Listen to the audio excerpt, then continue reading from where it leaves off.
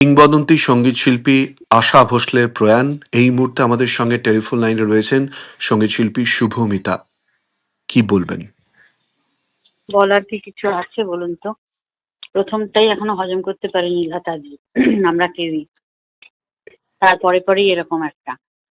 আসলে এনাদের গান বাজনা করবার এবিলিটিটা এতটাই দিগন্ত বিস্তৃত না, একেবারে পাহাড় প্রমাণ, সমুদ্রের মতন। আর সমুদ্র, হিমাচল সবাই একই, যারা গান বাজনা জানেন, বোঝেন, শোনেন, এবং যারা অতটা বোঝেন না, অতটা জানেন না, অতটা শোনেনও না, তারাও এক বাক্যে ওনাদের অ্যাডর করেন রীতিমতো।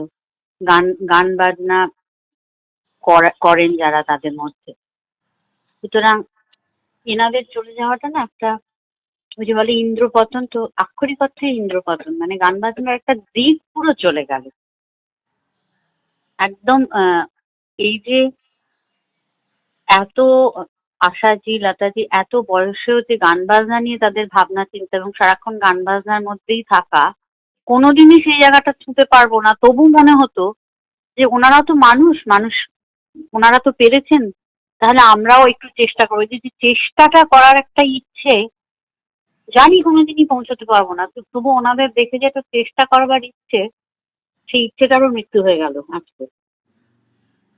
একদম কি বলবো, একদম আমি খুবই, যতই বলি চলে তো যেতেই হবে, বয়স হয়েছিল, অসুস্থ হয়ে পড়ে থাকার থেকে চলে যাওয়া ভালো, কিন্তু ওনাদের চলে যাওয়ার ক্ষেত্রে এই কথাগুলো না, এই আক্ষরিক কথাগুলো আর মেনে নেওয়া যায় না।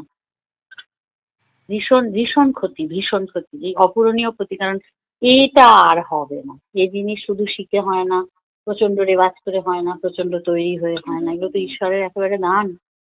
এরম তিনি আর দুহাত ভরে কাউকে দেবেন কি না জানি না, দেবেন না হয়তো।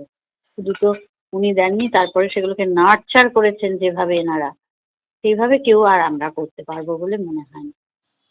খুব ক্ষতি, কি আর বলি। ধন্যবাদ।